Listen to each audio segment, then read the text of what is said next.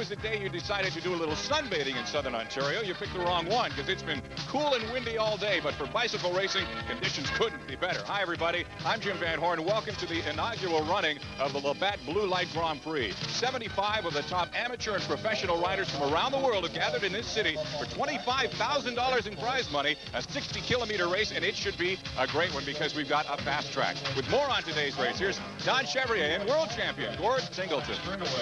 Thank you, Jim. Yes, Gord is Canada's only world champion in cycling ever. And you're aware of the great matchup at 84 in the Olympic Games in Los Angeles, Gordon, between Alexei Grewal of the U.S., whose late sprint carried it past Steve Bauer of Canada for the gold medal. They're in a rematch here today, but it's a much different story, isn't it? Well, since that time, Steve's ridden the European Tour. He's ridden the Tour de France 3 times. This year alone, he's been in the top 5 in almost every race every weekend in Europe, and those guys are the best in the world. I think Steve's got to be a favorite here today. Yeah, this course, I would think, would have to favor him over Alexei. Let's talk about the course, the layout, and what's involved for these people. Well, this is race in North American style. It's called a criterium. It's generally a flat circuit. There are 4 sharp left-hand turns. Riders will be lapping the field at approximately 35 miles an hour. Well, it's an interesting blend of those who've already turned pro, those who may turn pro but first have the Olympics to get by, and they're in conditioning for the Seoul Olympics coming up in Korea in about 3 months' time. It all happens today right here in the streets of Toronto. Jim? Okay, Don, we're just about set to get underway, and we'd like to remind you that this race is sponsored by Labatt's Ontario Brewery and co-sponsored by General Motors, Hotel Novotel, and Nike. We'll be back in just a moment.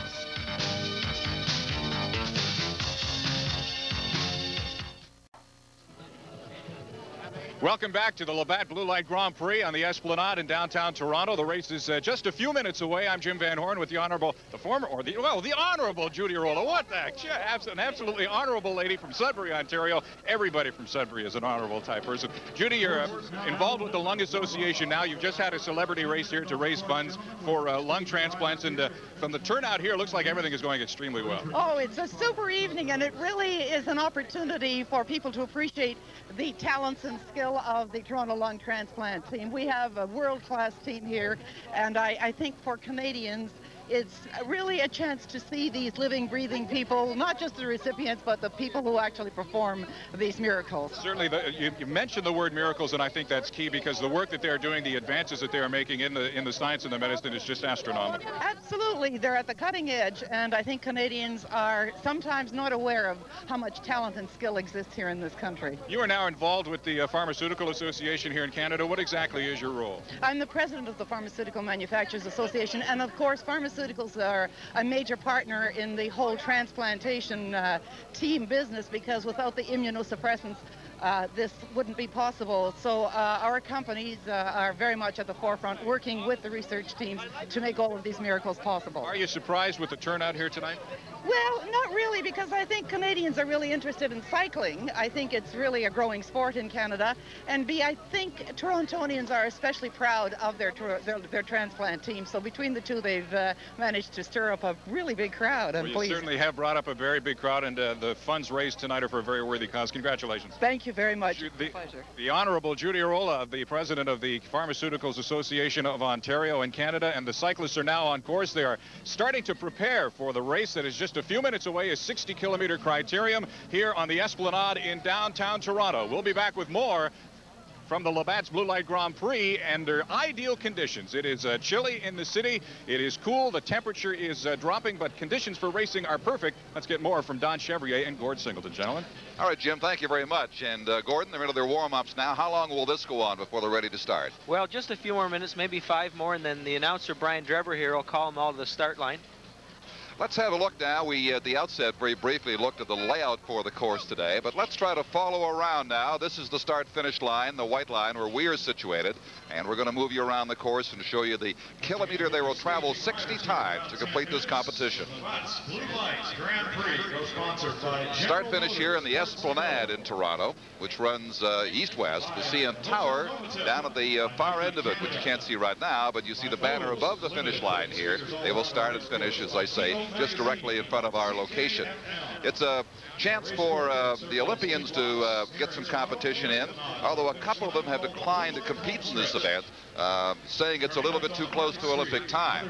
Now, the course basically shouldn't cause any problems. It should be a fairly basic course for them, I would think. Yes, but it requires a lot of bike handling ability for these riders. This is the incline coming up here now, the first one they will face just around the first corner. And then that'll be a left turn up Market Street onto Front Street.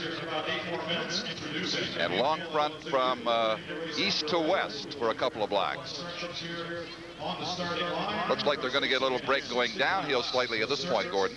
At this point, they'll be picking up a lot of speed coming down here before they make the left-hand turn, which enters Esplanade and the finishing straight. And that proceeds for a couple of blocks past Church Street, past the St. Lawrence Center, takes them down to Scott Street. And here's the turn they'll make for Scott Street. That'll take them down again to the Esplanade.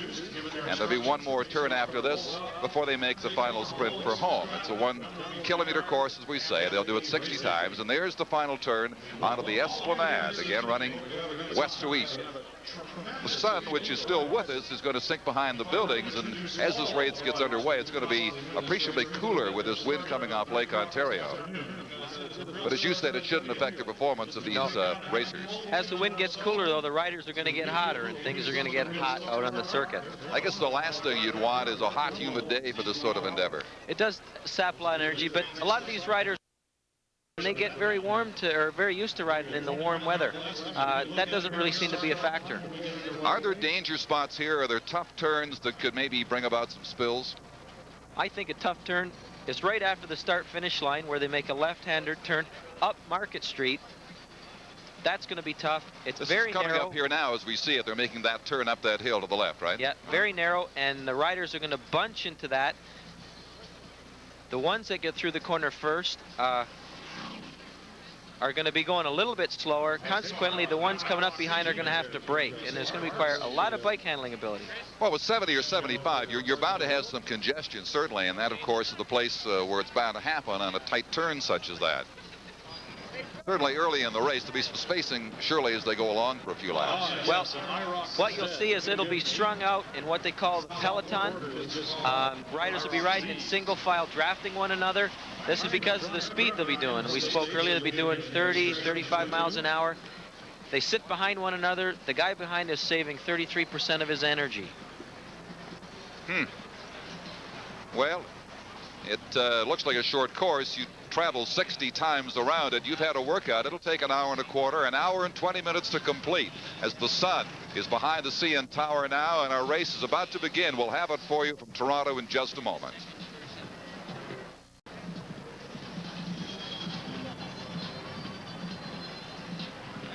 Welcome back to the Esplanade in Toronto. I'm Jim Van Horne, and we're at the Labatt's Blue Grand Prix. And joining me now is Kurt Harnett, one of Canada's best hopes for Olympic medals in Seoul. Kurt, we thought you'd be racing tonight, but you're not. How come you aren't participating? Well, we're getting a little close to the Olympics right now, so we figured that we'd just take as few risks as possible so close to the Olympics and maybe sit back and spectate for once. Your specialty is the track. You'll be going into 2 events in Seoul that you have very good chances at the time trial, kilo, and the sprint. Which do you prefer? Well, I've put my 6 years of training into the time trial, into the kilo, so I feel that that's where my heart is right now. Although the sprints to me are more of a form of fun than anything right now. But I think my chances at the Olympics are right up there with my kilo chances. Well, certainly your performances this year have been very, very good. They're world ranked, and you compete. You're second to no one right now. And how about overall heading in? What is the feeling of the team going to Seoul? Well, I think all of us are really excited about what we have to do, and I think that the team itself is very excited because we're very confident with the abilities that we're going into the Olympics with. Our team is very well trained and is very fit right now, and I think that with just a little more training, a little more honing of our skills, we're going to be right up there with everybody else. Quick comment on this race. How do you think it's going to go tonight? Well, it's going to be quick, but in criterium racing, it's anybody can really do it. But there's Steve's got a good chance of taking it. Kurt Harnett, thanks for joining us. Good luck in Seoul. My pleasure. Thank you. Kurt Harnett, member of Canada's national cycling team. Let's join Don Chevrier. Team number 10. Well, the first sign of starters beginning to assemble in the area of the starting line here. We talked, Gord, about Steve Bauer of Canada and Alexei Griwal of the United States. That's an obvious matchup. They have met, by the way, since the Olympics. It had been reported they had not. Who are some of the others to watch for here? I think some of the other favorites here would be Tom Schuler riding for the 7-Eleven team. Actually, anybody in the 7-Eleven team. A couple of these guys have ridden the Tour de France. They ride the circuit in the United States every weekend. Some other Canadians, Alex Steeda from Vancouver. Very highly regarded, isn't he? Alex Steeda could win this, no problem. Another former Canadian, Hugh Walton. He rode the Olympics for us in 1976. He's making a bit of a debut here, I think, for Hugh. And some of the locals, Ian Dornellis from Oshawa. And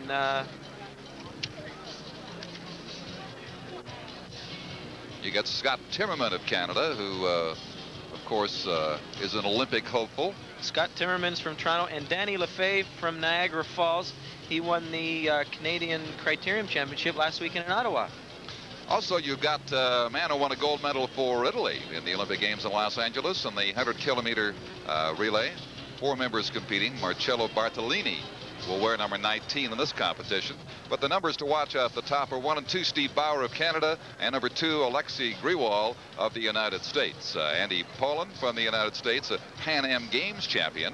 Michael Vartan is a world champion, and Tom Schuler, one of the ones you talked about, is the United States pro cycling champion. Right now, let's go back to Jim Van Horne.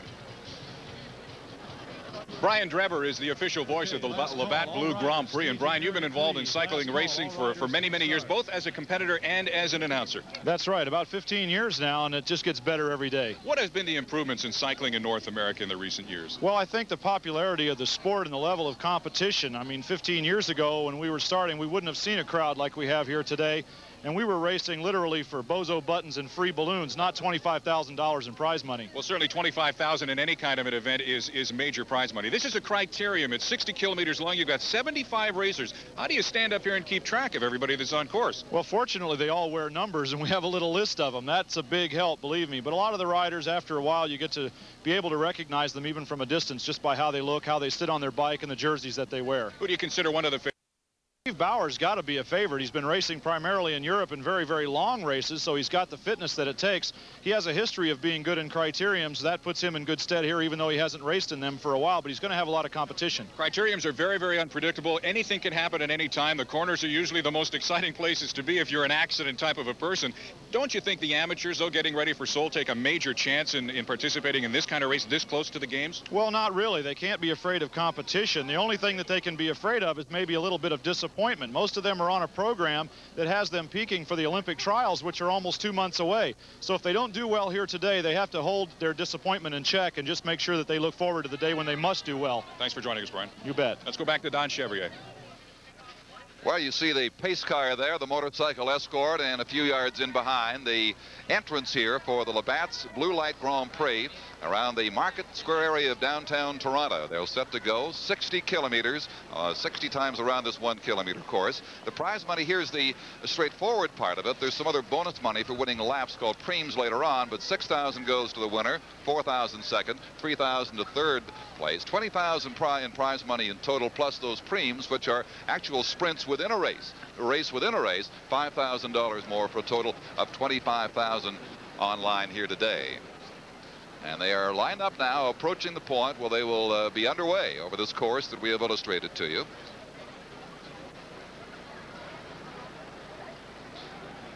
A man who is a former competitor and is the announcer for many of these competitions, Brian Dreber, has more on some of these competitors now.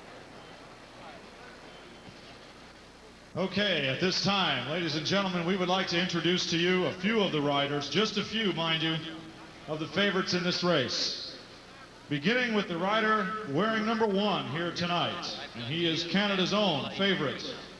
Ladies and gentlemen, riding for the Weinmann La Suisse team, the great Steve Bauer, 1984 Olympic silver medal, and in the same year, a bronze medal in the World Professional Championship. Steve Bauer. Wearing number 2, the man that finished 1 spot ahead of him in the Olympic Games. From the United States, riding for Team Crest, the 84 Olympic champion, Alexei Griwal. The gold and silver medal champions right here together.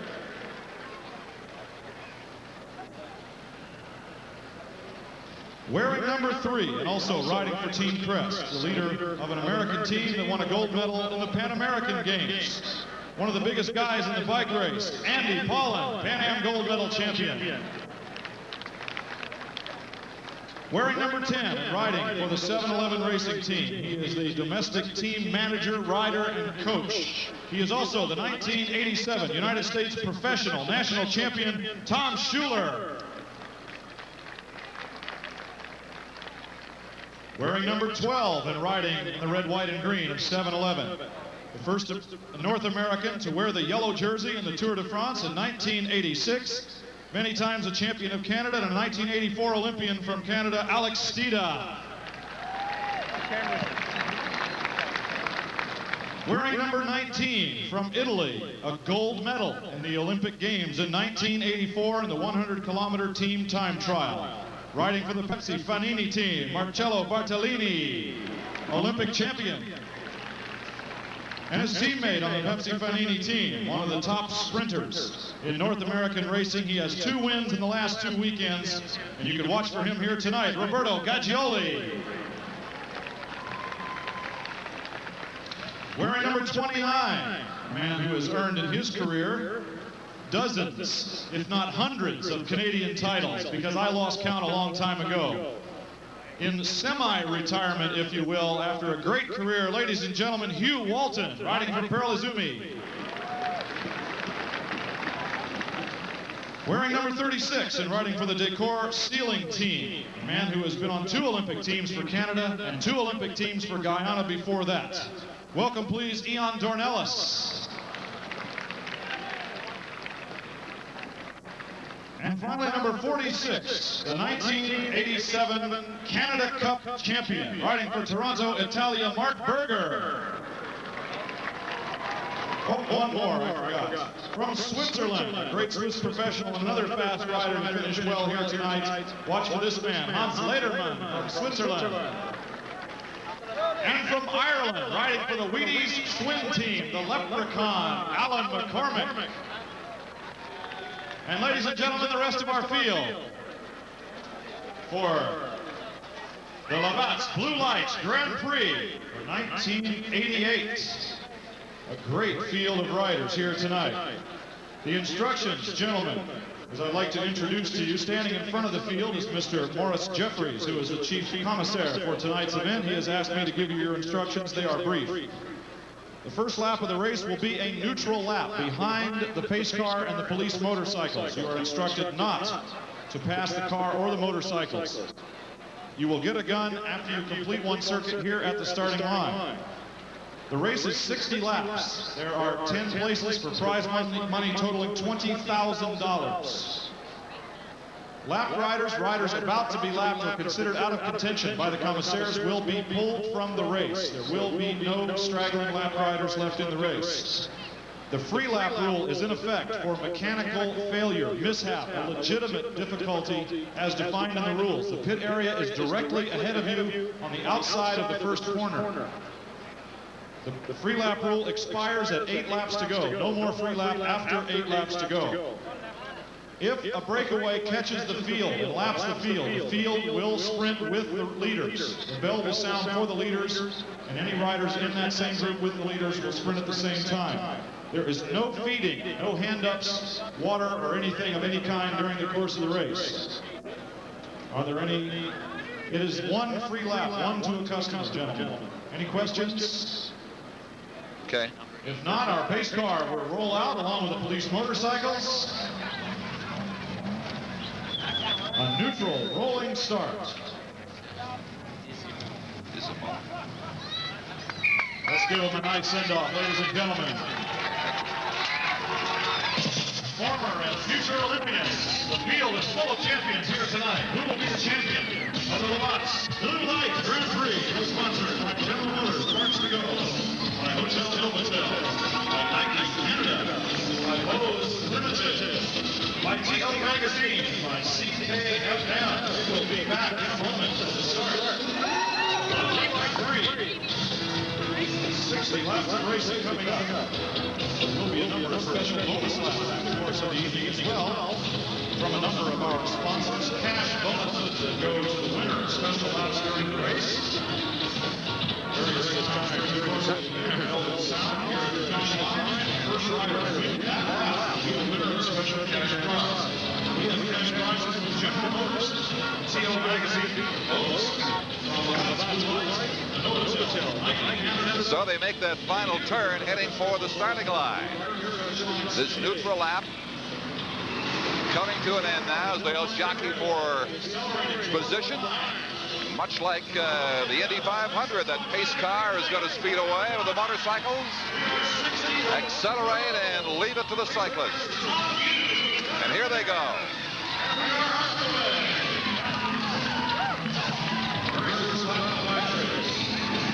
Now here's where the congestion could be a problem, Gord. You talked about it. The big crowd making that first turn. Especially early in the race. The riders are trying to get to the front. A few more laps into this race. The difference between the ones in the front and the ones in the back could be three-quarters of a minute. That's a lot of time to try and make up. Well, explain your thinking now. 60 kilometers seems to be a long, long race to many people watching. Why the urgency to get on top early or close to the front early? Because 60 kilometers for guys that, like Steve Bauer, that ride 230-kilometer races, this is a sprint for these guys. Right. So you can't afford to get behind at all with the kind of pace they're going to set, which is bound to be blistering here. Steve Bauer wearing number 1, part of that Crest team. They look like a bunch of those new toothpaste pump tubes that you have as they all lined up with Grewal and Powell and Farmer and Davis, all part of that Crest team at the start. I think it's tremendous how the last 8 years the sponsorships in the States have grown and grown and grown. They have Crest, Wheaties, 7-Eleven. These are all major companies sponsoring bike racing.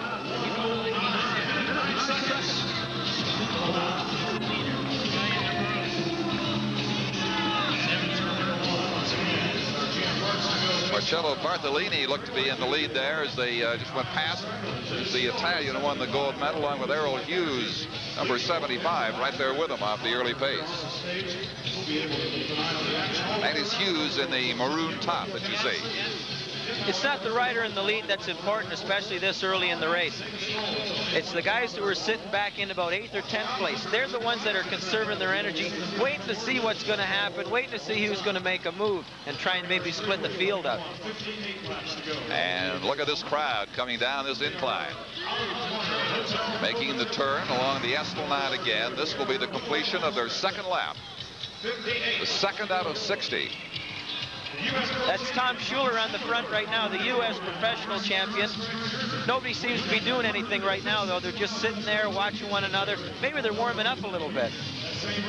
So the indication, Gord, is that we're going to see among these top 15 or 20, they'll be jockeying, changing leads back and forth as this race continues. That's right, and the actual guy in the front really doesn't have any advantage over anything. It's the guys further back that are in the slipstream. For now, Tom Schuler of the United States is in the lead, wearing number 10.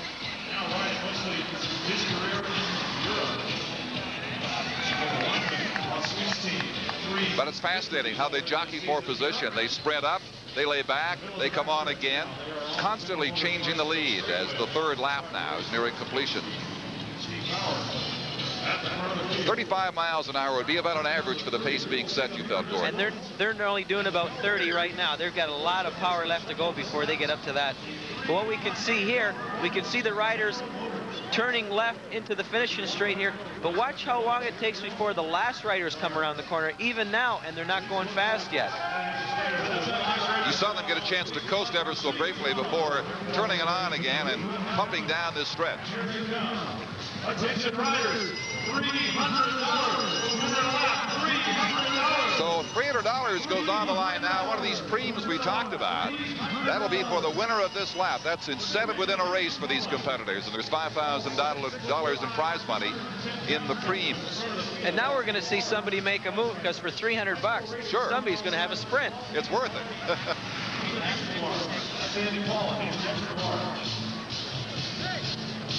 Lap 57, sorry.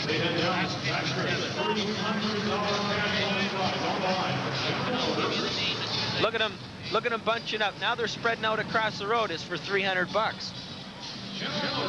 It takes a whole new complexion on. And we see a little bit of team effort. There's 4 7-Eleven riders on the front. What they're doing is giving their teammate a lead out. This is called a lead out here. And here's that final turn out of the Esplanade again as they go for the 300 on the lap. This is where it'll intensify.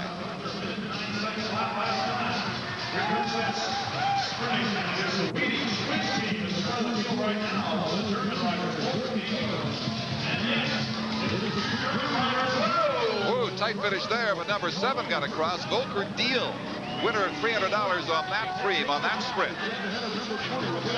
Volker Deal's a West German who's living in the States this summer, riding some of the big money races. He's riding for the Schwinn team. I make that out to be about 500 Deutschmarks, somewhere in that area for that lap he just won. Okay, now we've got a bit of a break going here, Don, and it's led by Roberto Gaglioli of the Pepsi team. Right after the Prix, they had a bit of a gap between that and the field, and they're trying to make a bit of a go out of it. We can see them very strung out now. It is interesting that I asked Brian Drever here in the background doing the public addresses, if he does so many of these events, why 60 kilometers? He said, well, that isn't the choice of the competitors. They would love to go much longer than that, but they feel for spectator appeal, you just can't have them going on hour after hour. Well, they do it very successfully in Europe, I know, but in North America, 60 appears to be the ideal distance. Yes, that's right. It's for the spectator. The race is over in about an hour and 20 minutes, and in North America, they like to see a winner. They like to see somebody win. They have to sit around for 3-4 hours. They go home. Yeah, the kind of competition that North Americans are more accustomed to. We've got a bit of a break here, Don. Steve Bauer's on the front. He's making a bit of a move. He's chased by Alex Steeda of the 7-Eleven team. Canadians won 2 at that stage. The field's starting to split up, led by Steve Bauer, trying to make a break. Alex Steeda's going with him from the 7-Eleven team. And Steve probably feels he didn't get the first go around, but there are plenty more of those $300 awards to be won as this race continues. He'll get his chance later. This is awfully early to be making a move like this. It is a major breakout, isn't it? Definitely. There they are, the 2 Canadians giving themselves some distance between the top of the pace and the rest of this field.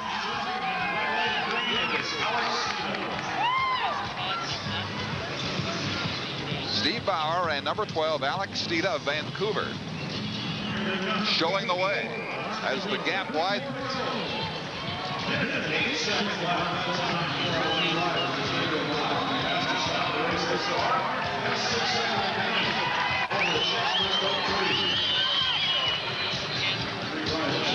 They took that incline as though it wasn't there. No, when you do as much bike riding as these guys, the corner doesn't matter. You just take it at full speed. Lean. They didn't slow down one bit.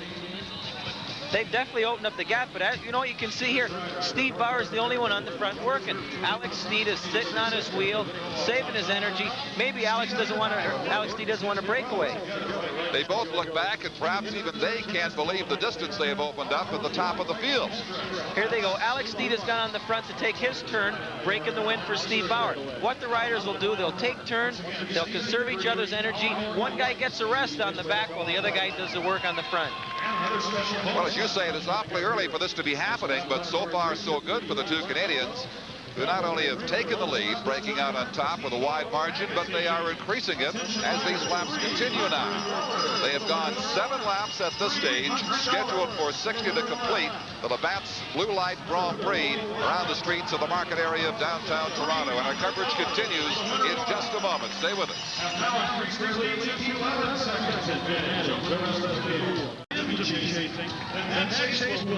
Don Chevrier with world champion Gord Singleton and Jim Van Horne back with you for our coverage of the Labatt's Blue Light Grand Prix in the streets of downtown Toronto at twilight. About to be completed the 9th lap of the scheduled 60 laps, 1 kilometer course. And the 2 Canadians setting the pace. Steve Bauer and Alex Steeda just had a little contest among themselves, one of those Primes worth $300 while we're away. And Steeda just stuck his front wheel ahead of Bauer and picked up a quick 300. But they are working together. We can see that Alex Steeda's on the front. These 2 guys know that they have a significant break from the peloton. It's about 20 seconds. You see the riders coming into the finishing straight here, led by Alex Stida. Steve Bauer's taking a rest on his rear wheel.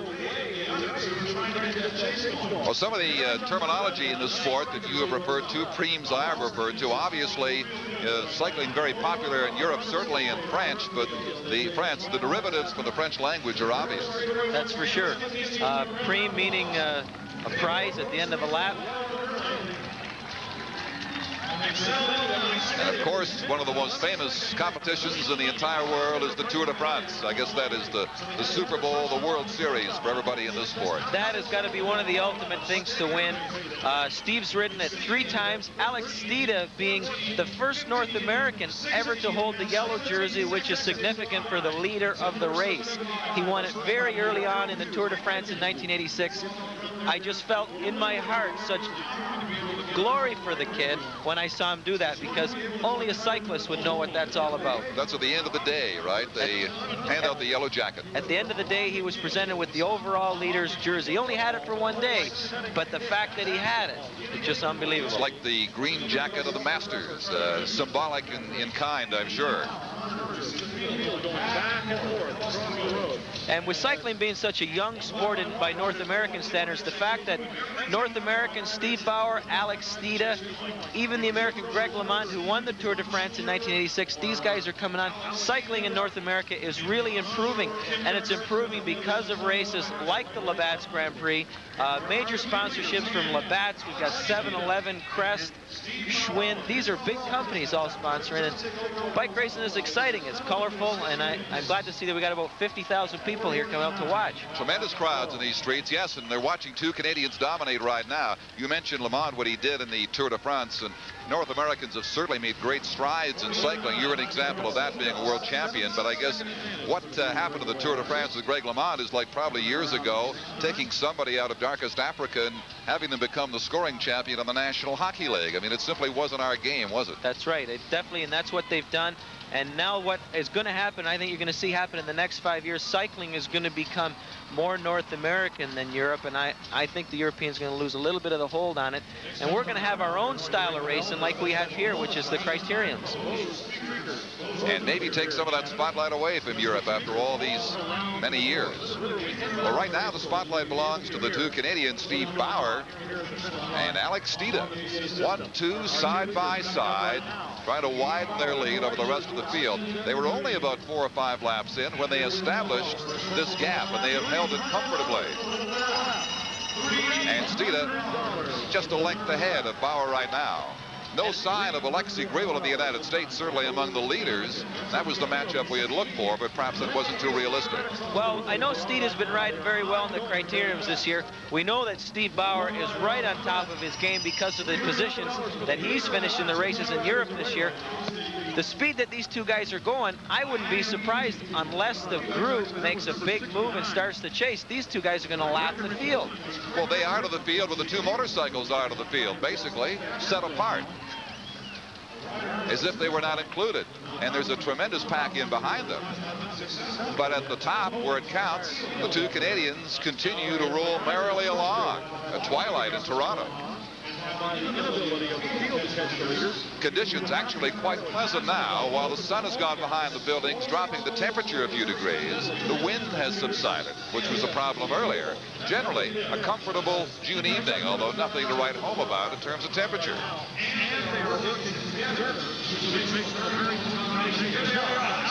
Stida still just ahead of Bauer, and of course Bauer capable of taking it away from him, I'm sure, anytime he would choose. That's right, but they'll exchange positions. Stida will take a rest on Steve's wheel for a little while. But Stida just picked up $300 more right here, so Bauer didn't choose to claim that. Well, actually, what I think you'll find them doing, these 2 guys know they're away. They know if they work together, they'll stay away, possibly lap the field. They'll probably be splitting the primes between them. Rather than zap each other's energy trying to win these primes, they'll be just splitting them at the end of the race. They'll work together to try and stay away. The first one went to Volker Deal of West Germany, and all the others have gone to these 2, Bauer and Stida. But we can see as the riders as the 2 lead riders turn out of one corner, the rest of the group is just coming into that straightaway, so they've got almost a whole straightaway lead. 2 different races going on. Now, if the top 2, Bauer and Steeda, should lap anybody, that means disqualification for those who are lapped, is it not? Well, that's generally speaking the rule, but if you lap the main field, they won't disqualify the main field. What they'll do, they'll almost have a race within a race. I see. At that point. If it's a couple of guys that are stragglers off the back, they get lapped, they'll pull them out because they just add congestion for the officials that are trying to figure out who wins in the final sprint. If you let them lap, yeah, your race would be all over. Right. Just the 2 of them surviving. Not that there is a danger of that, but they still have opened up a mighty impressive lead. What I find interesting, interesting here is that we have Steve Bauer riding with the Weinman team. We have Alex Steeda from 7-Eleven. But some of the other big teams that have riders like Crest with Alexei Greywald, Andy Poland with Crest, some of the Schwinn riders, they're not making any moves to try and catch these guys. And they should be. If they want to be represented up there with the leaders, they should be making a move now, or else it's going to be too late and these guys will have too much of a lead. And far back in the pack, there are 4 competitors with a very handy sponsor. On a wet day or if spills should occur, they're sponsored by Blue Cross and Blue Shield. That lap worth $600 in the Prix. One of the heftier bonuses, races within races, and it'll be between the 2 Canadians.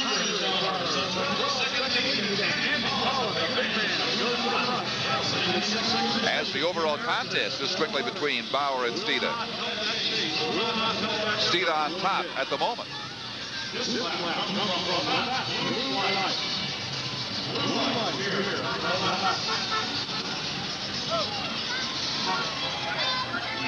And you know something that we have here it's not shown on the television screen.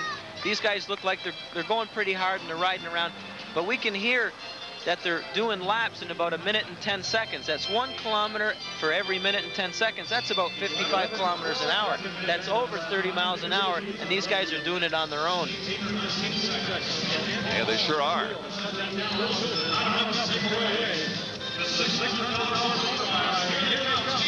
And here they come again, the top pair with Bauer now jumping on top.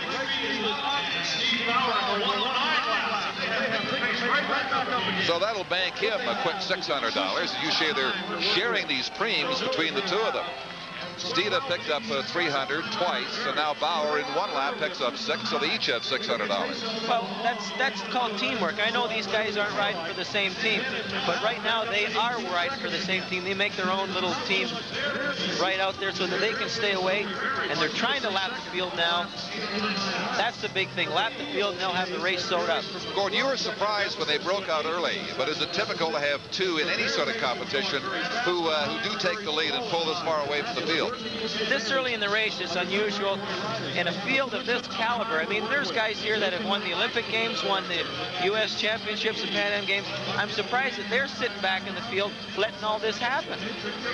Because they're dealing with 2 superbly conditioned competitors at the top of their game who, barring cramps or injury, aren't about to tire and come back to them, I wouldn't think. That's right. A 60-kilometer race for these guys is just a sprint. Yep. They're not going to slow down. It's a nice little workout. But something's happening now. There's no question that when the main group came around in the finishing straight this time, they were a lot closer to the 2 lead riders than they have been. That means the field's starting to make a move. It looks like it's the Italian, one of the Italians. Yeah, that's the Bartolini. Number 19 coming along. And in this competition, which is a secondary one at the moment, the 2 leaders, there's a lot of jockeying, a lot of blocking perhaps on the part of teams going on too. That's for sure. We see a 7-Eleven rider in 2nd place. He's trying to slow the field down for Alex Steeda so that he can get away. Interesting strategies. Just a couple of riders in front of the field. They chase down those 2 leaders.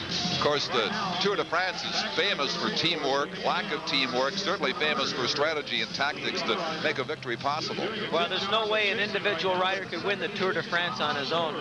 Tour de France is 25 days long, approximately 2,500 miles.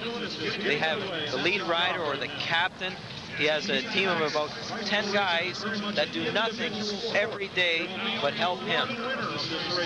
They help him by blocking the wind for him. They help him by bringing fresh water up to him during the race. They help him by, if he has a puncture, they'll give him his bike. And then that guy will try and catch up later on in the day. That's what the Tour de France is all about. Millions in France and across Europe become glued to their television sets daily for the better part of a month. It becomes like their own version of a soap opera. They can't miss the next chapter. Wouldn't dare miss it. And 42 laps to go. Bauer and Steed is still 1-2, but as Gord Singleton pointed out, the field has come up a little bit, or perhaps they've decided there's no need to press quite so hard. They've come back to the field.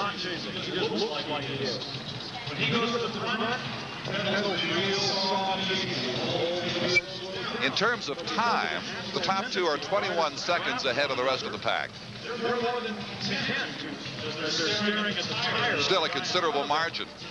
It happened only about 4 laps in. They are now approximately at the 1/3 mark of the competition. One thing about bicycle racing, though, 21 seconds is not a long time to have to make up, especially if the main field gets together and works together. Everybody takes a little bit of a turn on the front to keep the speed high. That 21-second gap inside 2 laps could be back to nothing. Well, Bauer and Steed are kind of like winning colors in the Kentucky Derby. They're just going to go out there and say, okay, catch me if you can. They couldn't that day. We'll see if this field can in this race today. They're 21 seconds ahead now as they go across Church Street in downtown Toronto. And they're heading west on Front Street into the sinking sun towards Scott Street. That's in the area of Toronto's celebrated O'Keefe Center. The Esplanade, of course, where they make the turn now, is the stretch they turn for home.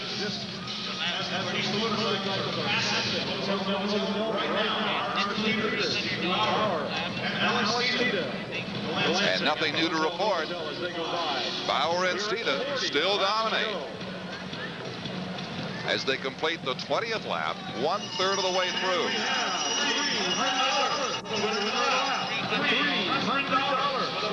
And so the winner of this lap, again, one of those Prix we have told you about, will get $300. It'll be either Bauer or Steed, as it has been ever since the West German deal took the first prize. They split everything else. By breaking away this early in the race, they have picked up a lot of money, and you can see the lead still now at 22 seconds. The lead now is 22 seconds, we are told, so they have picked up a second on the pack. Number 13 of the 7-11 team, and Tom Miller, number 10 of the 7-11 team, out of the front dozen or so. And once they can get a dozen riders that want to chase up to the front. This is a short race.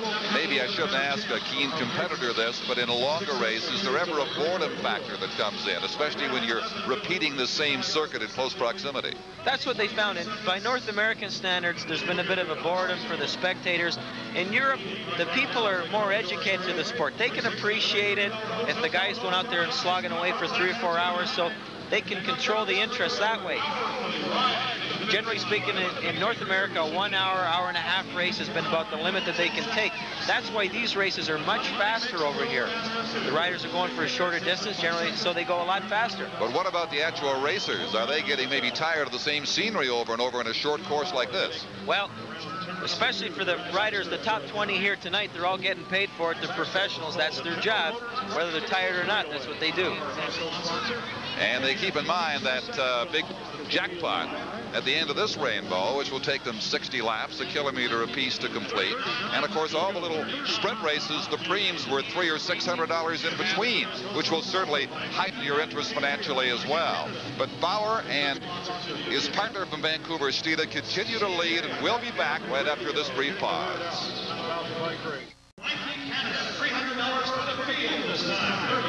Don Chevrier, Gord Singleton, Jim Van Horne back with you around the Esplanade, the finish area here in Toronto, where two Canadians have dominated almost from the outset. Just 3 or 4 laps in it was when Bauer and his partner Steve from Vancouver decided to go to the top, and they have stayed on top, varying between 20 and 22 seconds in lead time over the rest of the field, which is yet to make its move, but there's plenty of time left, coming up to 36 laps remaining now. And what the field's got coming up now, they have what they call a field preem. Rather than the lead riders being able to take the preem on this lap, they're going to give $300 to the field. Hopefully it'll stir them up, get them some energy, get them going, chase these guys. Is that something that just comes up at the discretion of the officials in this situation? Yeah, the officials make the choice, and especially when 2 guys break away this early in the race, it's sometimes not fair that they get all the money. Even though they may have earned it. But it does give encouragement to those in the back.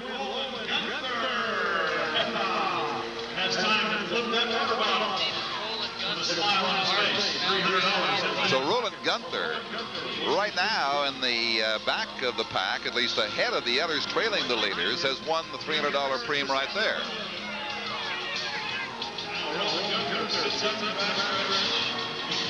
Part of that West German team.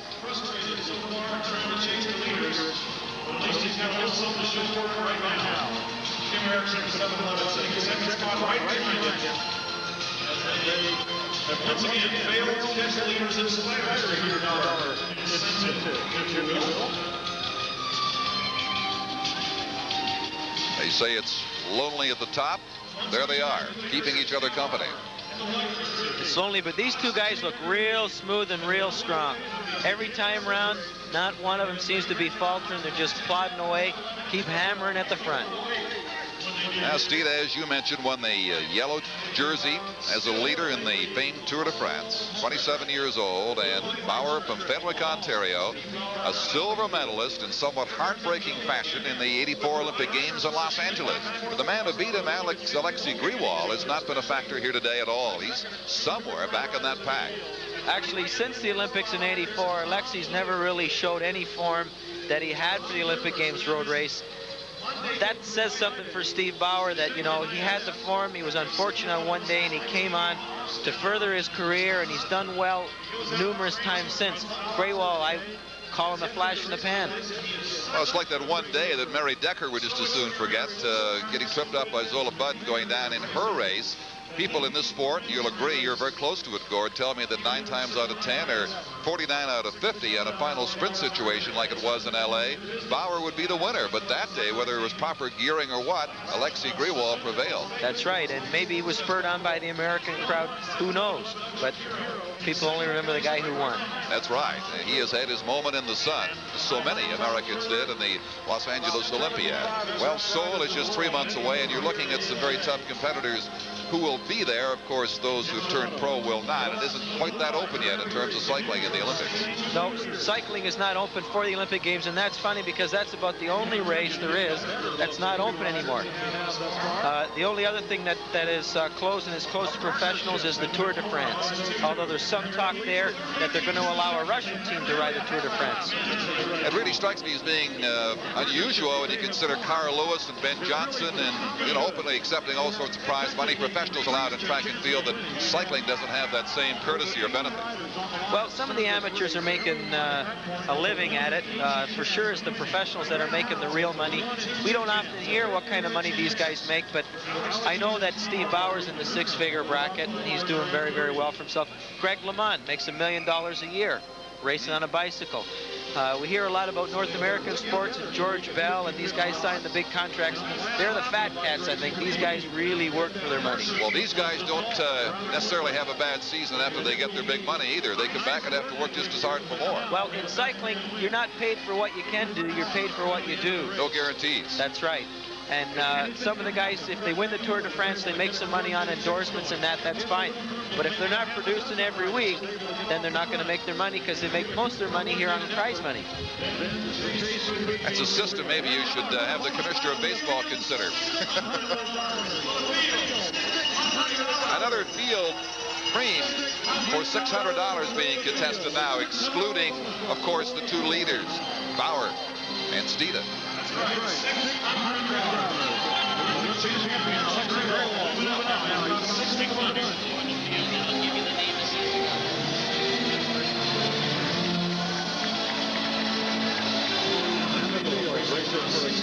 Roberto Gaggioli, one of the Italians in the lead for the $600 on this one. Gaggioli's an Italian living in the States for the summer. He's won 2 races the last 2 weekends in the States, very big ones, and he does it with his sprint finish. It'd be interesting to see how he does for this $600.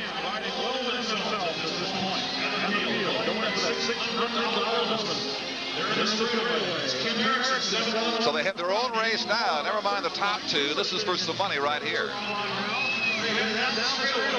And look at them jockey and look at the move.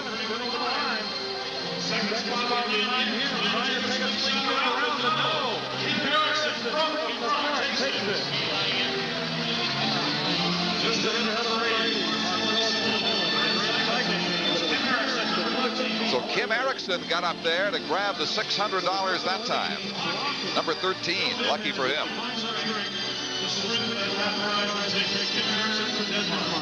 Erickson from Denmark. So you truly have a world flavor in this competition tonight in Toronto, Gord. Well, there's no question. We got West Germans, Danes, we got some Italians, we got a Belgian, Americans, Canadians. There's certainly a world-class field here tonight.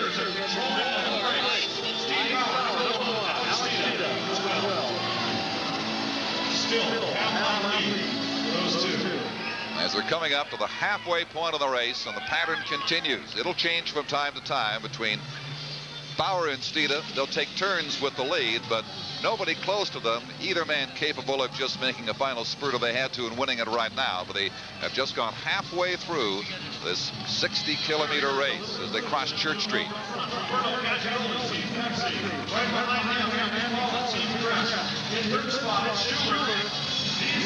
Is anybody else in this race? Yes. But you have to wait a while to find them. Not in sight yet. Here they come. A considerable distance back of the top 2. You think they've been stopping for traffic lights. While Bauer and Steeda run them.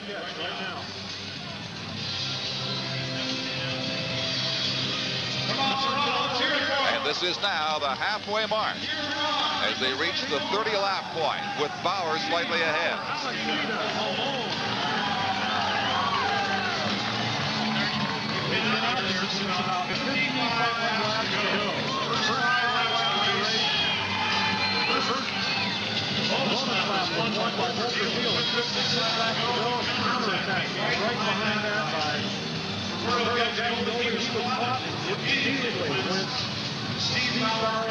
And halfway through, they've got to be mighty satisfied, Gord, with what they have done. Is there any strategy this early for the 2 of them, or just keep it going the way it has? Well, what they're going to try and do now, they've got a half-lap lead. They're going to try and lap the field. And if they can get even within a couple hundred yards of the back of the group, that'll spur them on with the energy and the power to try and catch the field. But once they catch it, the race will be pretty well over. At least it'll be over for first and second place.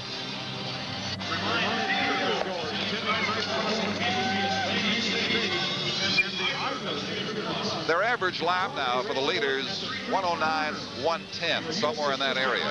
And that's what time they've been doing since they've broken away early in the race. And like I said, that's an average speed of just over 30 miles an hour for 2 guys. And it's windy. It's windy up the finishing straight here. And 30 miles an hour up the finishing straight, that's good time.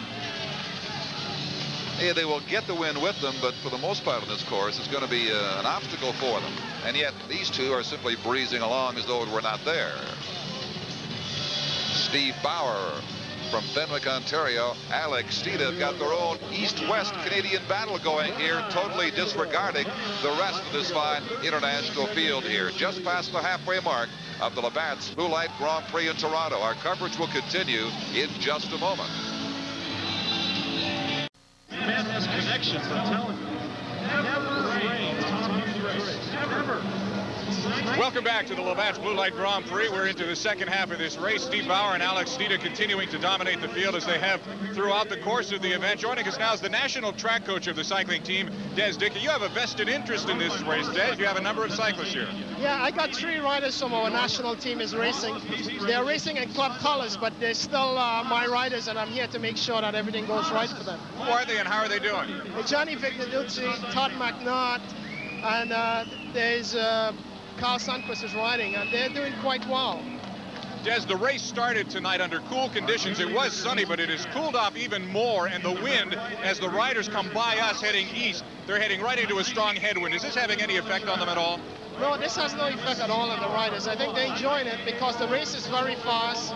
Their body temperature will be quite high. And I think, you know, the wind conditions is going to be good for the riders because it makes it very difficult for the weaker riders to stay in the field. Alex Steeda and Steve Bauer are on opposite teams, but Steeda's 7-11 team certainly is doing Bauer a big favor tonight. Oh, yeah, I think Bauer is really working off of 7-11.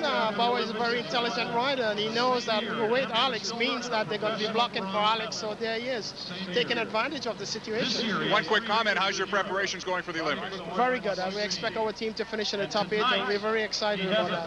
Good luck. Thank you. Des Dickey of the national track team. Let's get back to Don Chevrier and Gord Singleton. Thank you, Jim. And here's where they stand now with 26 laps remaining. Bauer a slight lead over Steeda. Ontario ahead of British Columbia, and the rest of the field falling further back as we go along now. The lead pair with a 32-second advantage. You saw a while ago before that commercial break just how long it took for the field to come into view after the 2 leaders had gone along Front Street and made their turn there. It seemed, well, it took forever to find them showing up on the picture, but they did, but they're not gaining on this pair. And they keep handing out these one-lap sprint prizes, these Prix, as they go along, the majority of which Bauer and Steeda have claimed, but they have had several that have gone to the field just to keep the financial interest going. And man from Denmark, Kim Eriksson, won one. Gunther from West Germany, along with Deal from West Germany, also has taken some of the frames, but the majority to Steeda and to Bauer, the top pair.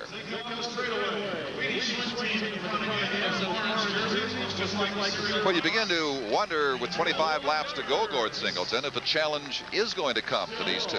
Well, we're past the halfway point, and if you wanted my opinion now, I'd say no. I think that these 2 guys are going to lap the field.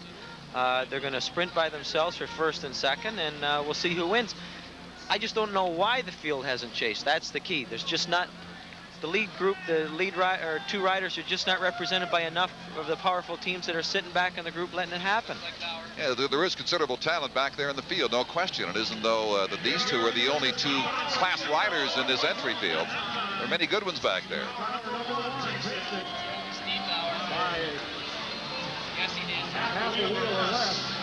So there goes another $300 Prix to Bauer to add to his prize total today.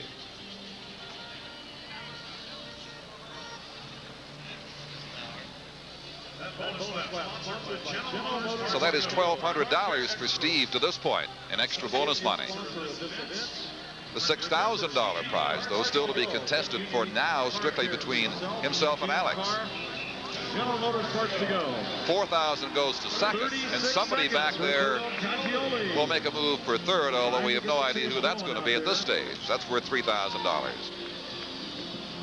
Back in the pack, losing ground on the 2 as they go to Front Street.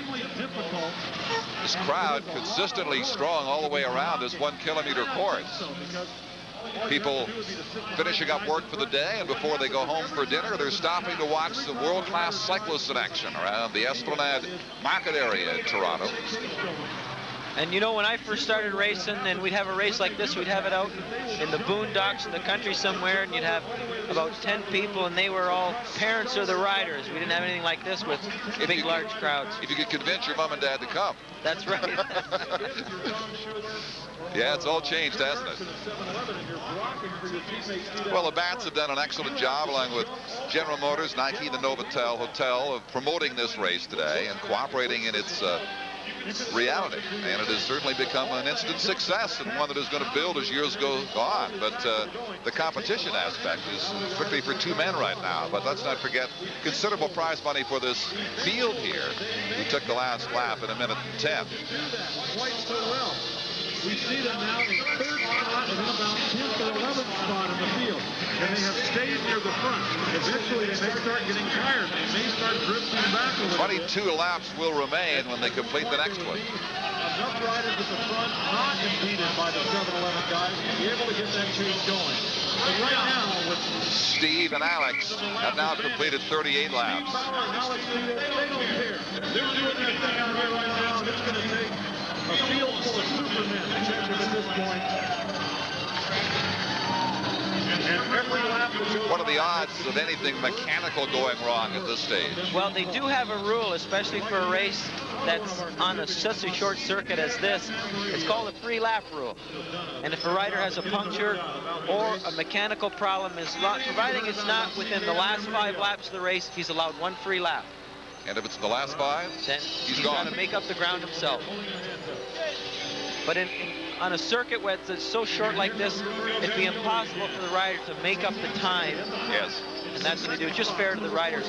What I find very interesting, though, I remember Steve Bauer and Alex Stida when they were 17, 18 years old, and they were juniors, and every year at the Canadian Championships, they'd meet together on the track, and they'd duel it out.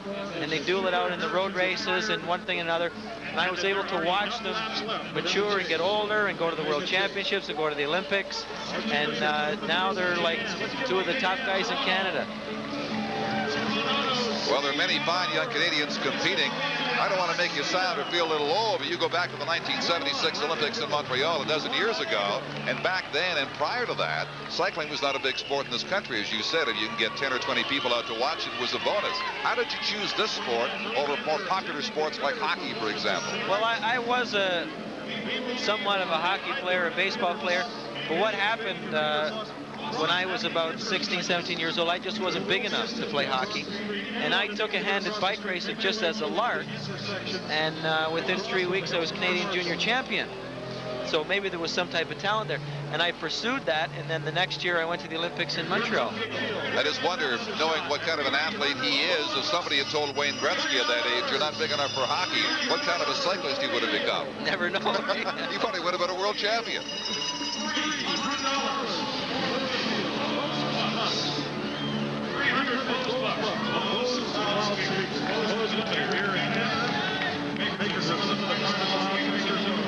Another Prix lap for $300 coming up here now. Unofficially, Roberto Gaggioli is 3rd overall in the race, and Matt Eaton is in 4th place behind Steve Bauer and Alex Stida.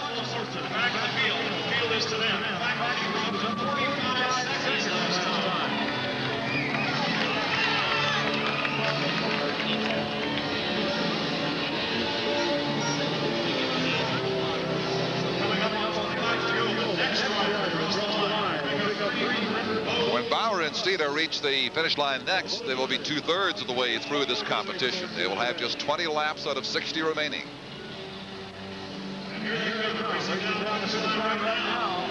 This is for a field cream.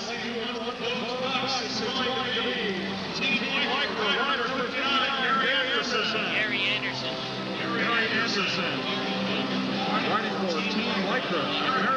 Gary Anderson, number 59, coming up with a Prix among the field competitors there. Worth $300 to him. Gary Anderson from New Zealand, a member of the 1988 New Zealand Olympic team. And because it is winter time now down in New Zealand, many of the Australian and New Zealand riders have come to North America to complete their preparation. But despite the one-sided nature of this race, with just 2 dominating almost from the outset, the crowds have not thinned out. In fact, they have thickened, if anything, along this 1-kilometer route. Once again, it runs from the starting point on the Esplanade, if you know the downtown Toronto area, left up Market Street, then a left again along Front Street for a couple of long blocks, the incline and around the corner down to Scott Street, and then a good 2-block run along the Esplanade from west to east into that biting wind which is blowing directly in their faces coming down the stretch. 1 kilometer, 60 times repeated. They have 19 laps remaining now. That's what's left of the contest between Bauer and Steeda, far ahead of the pack as they come by our stand. 24-second advantage right now. Gord, what is your expectation for Canada in the Olympic Games? We talked about them just 3 months away in Seoul, Korea. Well, from what I can find out, and you know, I was here today a little early, and I was asking some of the riders, because I'm a little bit out of touch with what some of the young and up-and-coming riders are doing, but Kurt Horne is definitely a good prospect for a medal, if not a gold medal. He was a silver medalist in the '84 Olympics. He's better, he's faster, he's stronger now since that time. He's just got to get his mind together, and that's where the key is for him. Apart from that, I don't think we really have any prospects for anything else in bike racing. Our riders, our development just isn't far enough along. And anybody that we've had that showed any type of potential, Steve Bauer, Alex Steed, all turned professional. So we've lost some of our good riders to the professional ranks. The best ones are now the pros, and as of the present time, unable to compete.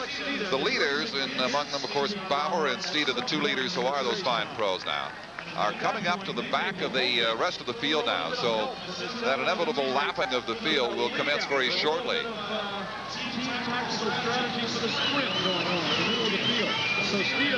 Ordinarily, as Gord told you, you get eliminated if you are lapped, but with so many involved here and such a wide lead for them, that's not going to happen.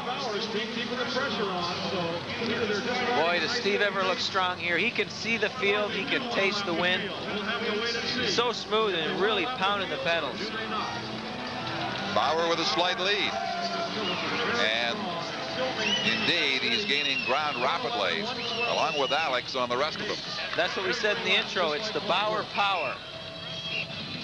He has shown it today.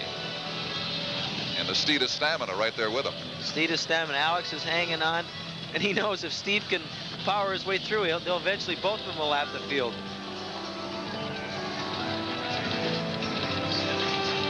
Only 17 seconds now before they could approach the last man in the field.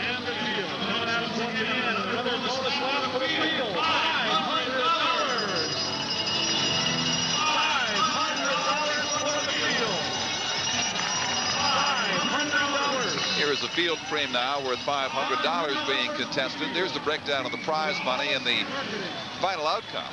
$6,000 for first, $4,000 for second, and $3,000 for third, and on down to $500 for 9th and 10th places.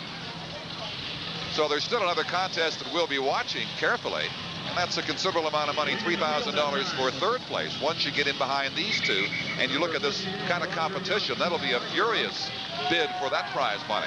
And back in the late 70s when I was racing, the biggest race of the year was in Atlantic City, and first place was $1,000. There's 500 right now in this frame for the field as they contested coming around for the final run down the Esplanade with 16 laps remaining. And that money could be anybody's right now. There's one of the Italians in contention for it. Back with the lead perhaps at this moment. But look at them jockeying. Now we see the field switching back and forth across the road. This is for $500. Andy Paulin, number 3. Pan Am gold medalist, picks up $500.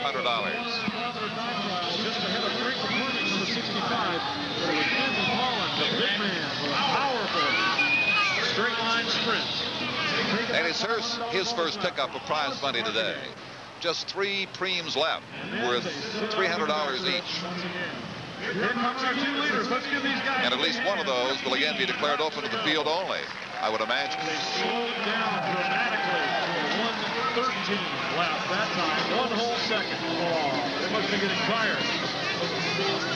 They said the last lap went at 1:13. That is the slowest pace as you would expect for the day. But the lead group is Steve Bauer and Alex Steed are plodding along at 109 and 110 each lap. That's why they are widening their lead and coming closer to lapping this field. At stop sign, certainly does not apply to Bauer and Steeda. It has been green for go for them all the way. It looks like the main field's starting to split up a little bit at the front. A couple of riders maybe are knowing that Steve Bauer and Alex Dieter are coming up and they don't want to be lapped, and they're making a bit of a move. See how it's strung out as they go around the bend? They're all in single file.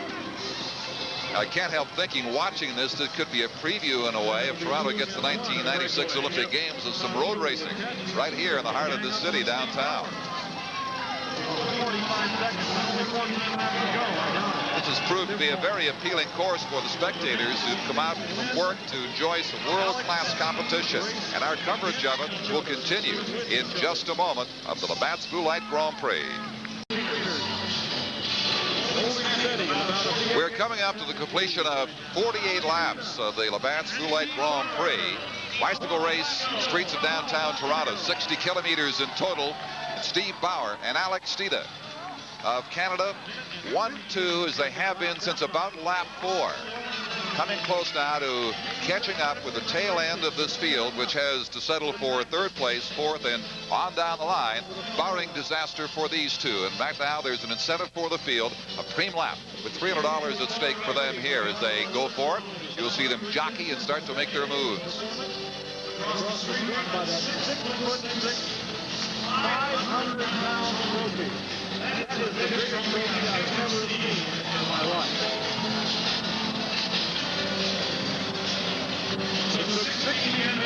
First man across collects $300. And it is racer number 60, Carl Sundquist.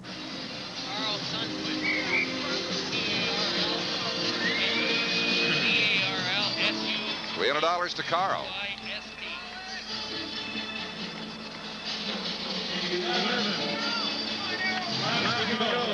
11 laps remaining.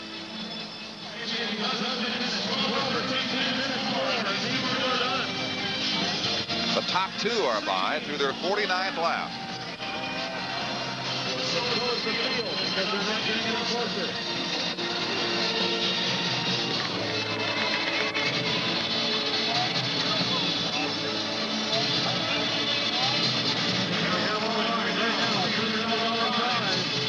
And there is the trailer in the field, and the leaders are that close. Those two motorcycles separating them, but gaining steadily. Gaining steadily, and they keep hammering away, chasing that. Well, actually, it's the group that's behind them, but they're almost lapping the field. We've had a bit of a crash on one of the corners here. We can see 4 or 5 riders down. Yeah, that is the first spill we have had today. They look to be all right, getting the bikes righted, and hopefully it'll be underway again. That's one thing about this kind of race, and these guys seem to take the corners. It looks like no problem, turn left. But these guys are taking the corners at 30 and 35 miles an hour, and they have to be very experienced and very, very good bike handlers to do that. Yeah, they're wheel to wheel, and there isn't much room for error. Only inches separate them. And yet that is the first spill that we have been aware of. But you know what happens sometimes? The riders will turn to go into a bend and somebody will get a puncture. At that point, they just lose the handling capabilities of their bike. Bauer and Dieter make that turn for front again.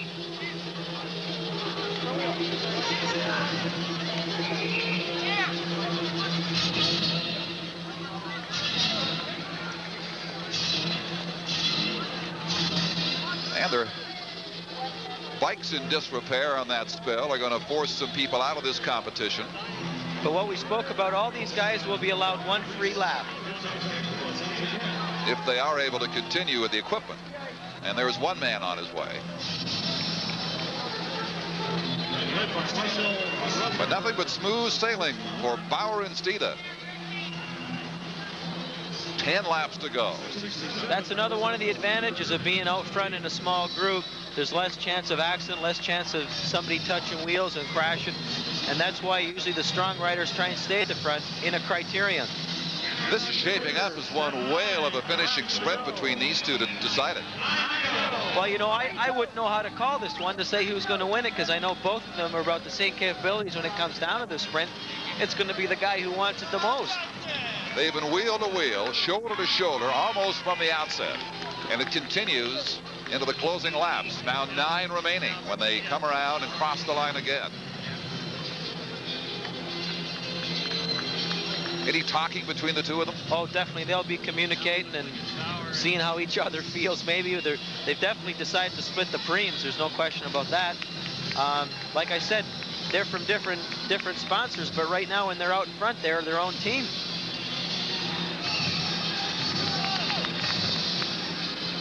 A difference of $2,000, first to second, $6,000 to $4,000 in the prize breakdown. They've already split the premiums to the tune of $1,200 apiece.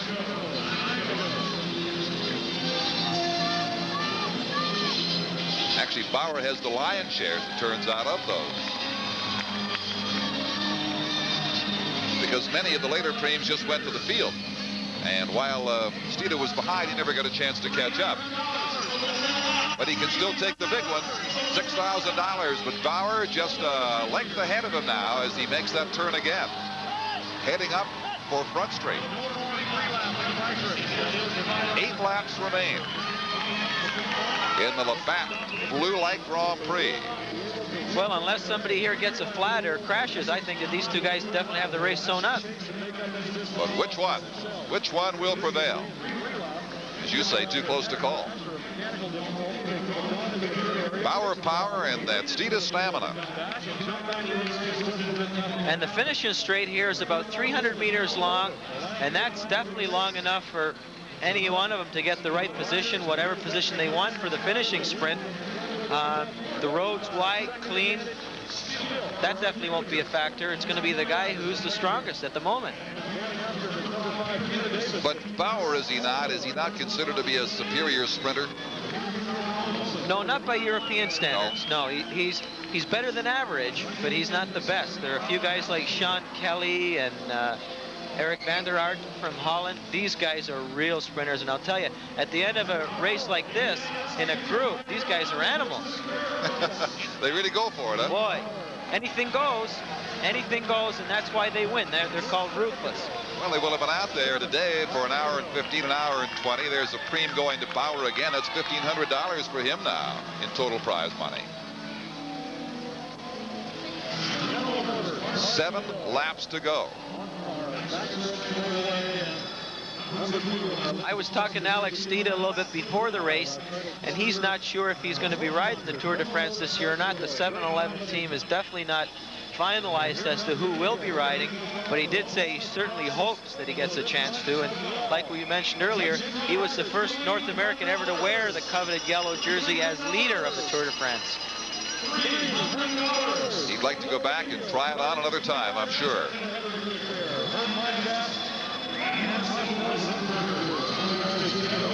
Coming up now to their preem, the final one scheduled today for the field, with 6 laps remaining. And that's all they have had to be content with the domination of Bauer and Steeda. And then Steeda and Bauer back and forth, the two of them just drawing further and further away and threatening now all the more to come up and lap the tail end of this field. Now, if that should happen, courtesy would dictate, I imagine, they just simply pull over and give them a wide berth to get by. That's right. The field will be told that they have to allow these two guys to sprint, and we'll actually end up seeing 2 finishes. 2 for the price of 1. It may not happen today because they're certainly at this stage not gaining on the back of the pack. No, there's only 6 kilometers left. That's only 7 minutes more to go.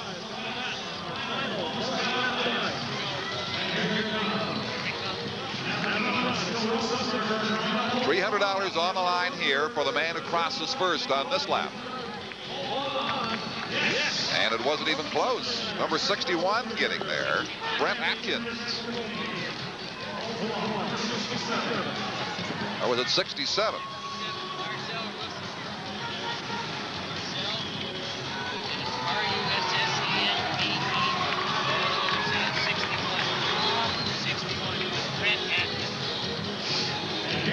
So Atkins picks up 300. And who will take the lion's share of this $25,000 prize pot? The man in front, just by a hair, Bauer, or the man stalking him, Steeda?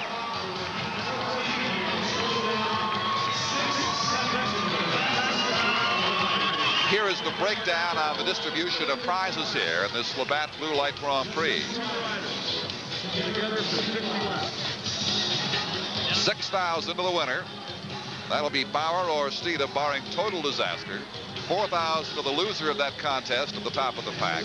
And then in behind, there'll be quite a race for the $3,000 third prize and the $2,000 for fourth. So we'll see two separate finishes about 35 seconds apart. For some pretty good prize money. 5 laps to go now.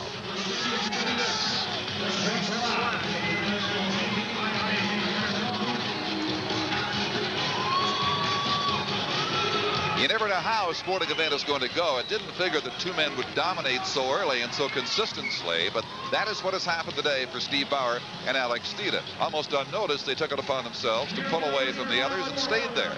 You know, we might have had a lot of the riders in the main pack thinking that it was too early for these two guys to break away, but I've seen Steve do this on more than one occasion. Like I said, it's Bauer power. And with the cool, windy conditions today, the possibility of an early leader dropping back because of heat problems just doesn't exist under these conditions. So it was an ideal day in which to do what they have done successfully. And with 4 laps to go, the only question is which one is going to cross first in about 4 or 5 minutes.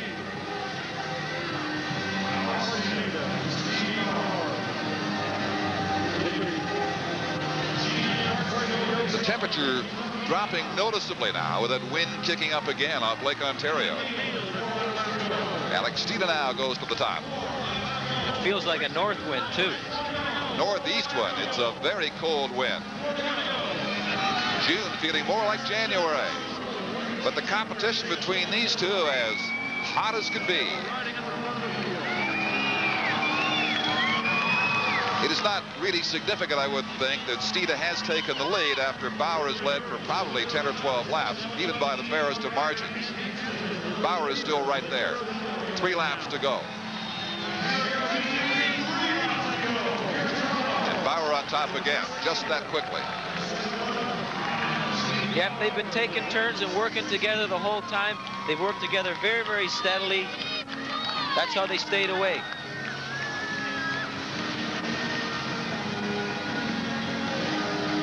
No time now to lap the field, and certainly no desire to. No, they probably realize that the race is won now, and there's no point getting tangled up in the end of the field, and maybe some, like we said, some mishap. They've definitely got first and second wrapped up. And don't forget the other contest for as much as $3,000 for third in behind them.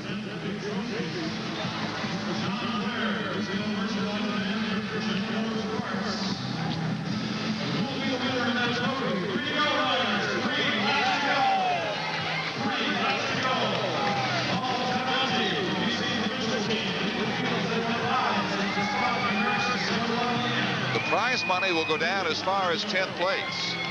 The lion's share to be distributed between these two.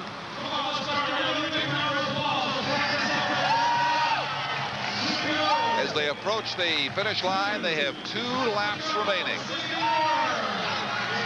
Bauer with a slight lead. Now, do you start to see some strategy, or do you save it for the final lap? Well, 1 lap to go, you'll definitely start to see some strategy. They're going to stay like this again on this lap. I don't know what either one's going to do. Like I said, I wouldn't know how to call it because I know they're very, very close when it comes down to a sprint. Maybe it's going to depend on who this 40-mile breakaway has taken the most out of. I mean, they've definitely worked hard to gain the time to stay away like this, but they both look so strong and so smooth all the time. Steeda looking right, looking left, talking to Bauer from time to time when they're side by side. But for now, the man on the green, Steeda from Vancouver, British Columbia, has the lead. The field now crossing the line ahead of us. They have 2 laps remaining. But when Bauer and Steeda get here, they will have just 1. And it will get very interesting at that stage, or certainly along the front street aspect of the final lap. It's 1 lap to go. Steve Bauer in the white jersey. Alex Steeda in the green. And they approach the finish line for the bell lap, and there it is. Bauer back in the lead ever so slightly. They're sitting up a little bit now. I know what they're trying to do. They're trying to catch their breath a little bit for one mad dash at the end. They're looking at each other. Maybe they're talking a little bit. They've been a long way together tonight. Steed up to Front Street, takes the lead. But you know, the strategy here, I would think, would be for the guy to be in second position coming into the finishing straight. It's headwind all the way up the finishing straight. The guy in behind is going to be drafting, saving his energy. I think we're going to see it won in the last 20 meters. They continue along Front Street, make the turn down toward the Esplanade, down Scott Street for the final run down the stretch. And it's a long stretch. Steeda on the turn with the lead. Like I said, Bauer's in second position. And the finish line is in sight. Steeda with the lead, looking very carefully at his skilled competitor, Steve Bauer. And now they really start to pour it on. Head on they go. Heading for the line. Bauer pressing. Bauer wins it. What a finish. Bauer timed his move perfectly after Steeda had led for the bulk of that final lap, and only in the final 10 to 20 yards did Bauer get his wheel ahead and finally become the Labatt Screw Light Grand Prix champion here tonight in Toronto. Here comes the field sprint for third place. And $3,000. This is their final lap as they approach the line.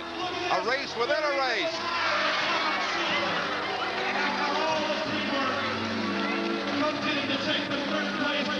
And a great finish by Tom Schuler, the U.S. Pro Champion, number 10, who came across to take third money of $3,000.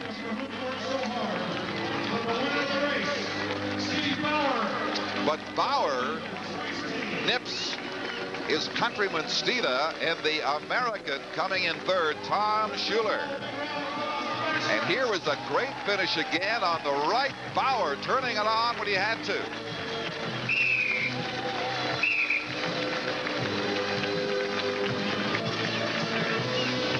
That's at Bauer Power. Bauer Power. Here they are, the two winners. I think they're both winners. They sure are. The performance they put on today. As they cool out with one final lap here and come back to the presentation area with this gigantic trophy and good sportsmanship between the two. They have enjoyed this competition today with 6,000 going to the man on the left and 4,000 to Steeda. Steeda had the lead, as we commented on, throughout much of that final lap, and indeed down Esplanade, heading for the line. It was only in the final few feet that the man with his fist raised in victory, Steve Bauer, turned it on. Here's one more look at how he did it. Coming off his Alex Steeda's wheel, the last 20 meters, saved his energy just for a burst at the line. All right, he's in the winner's area now with Jim Van Horne. Steve Bauer, congratulations, outstanding race. It was cat and mouse all the way with you and Alex Steeda.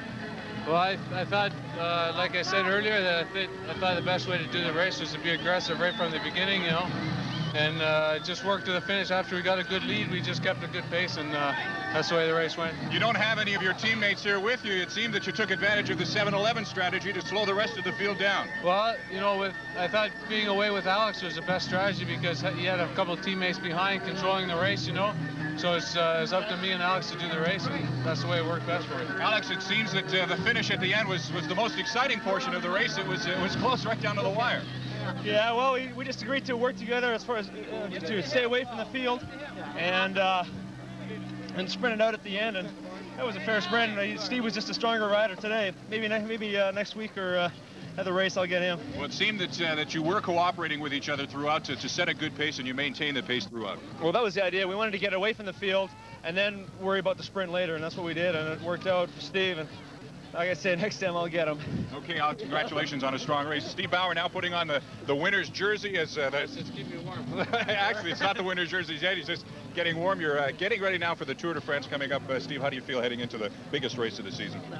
I just did I did a Dauphiné Libéré, which is a very mountainous race in France to prepare just before coming back to Toronto. Now I go back to Europe to do the Tour of Switzerland, which hopefully prepare me for the difficult mountains of the Tour. And I feel good this year, and I hope I do my best tour yet. We're going to show the finish, gentlemen. Could you describe it, Steve? What was your strategy as you were coming down?